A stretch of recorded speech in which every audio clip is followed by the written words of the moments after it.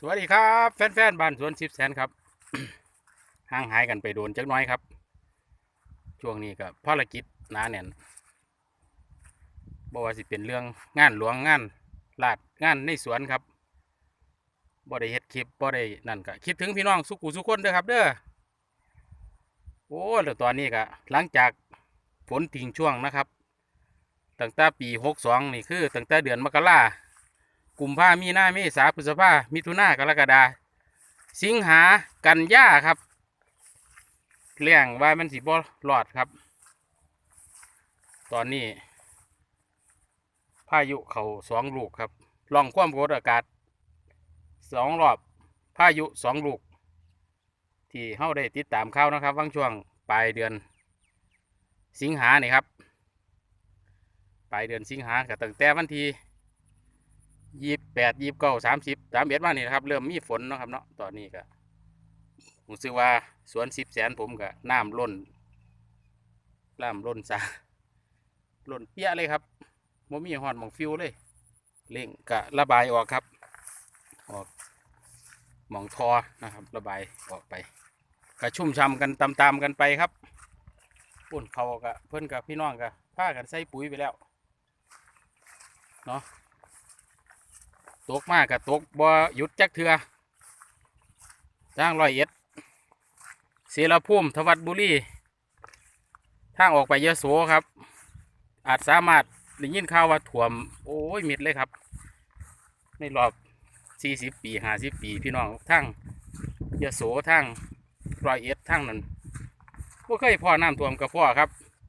พี่น้องบ้านไผ่วัง2-3 มื้อวังหันวังอาทิตย์วังก่อนกะผมก็ได้ไปกรุงเทพครับขากลับมากันล้นเปี้ยถนนเดินทางขาเขาขาที่จะกลับมาบ้านห้องนะครับข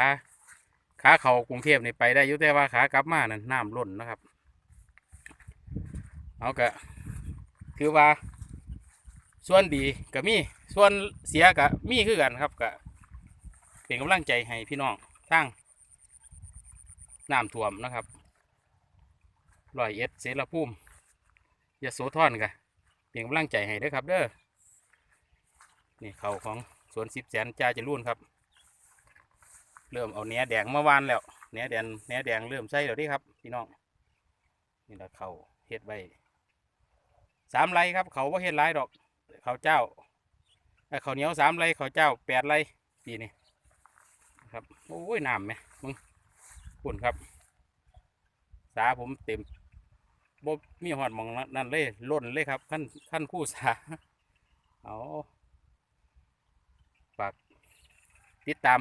นี่เด้อครับเดี๋ยวก็สิเฮ็ดคลิปสิได้เลี้ยงปูหน้าต่อครับเพราะว่าปูหน้าเริ่มจะได้มาแล้วนะครับเตรียมอ่างไว้แล้วเรียบร้อยพาเบิ่งบรรยากาศหลังจากพายุโพดุลครับท่ากิจิอีหยังเพิ่นนะครับออกไปแล้ว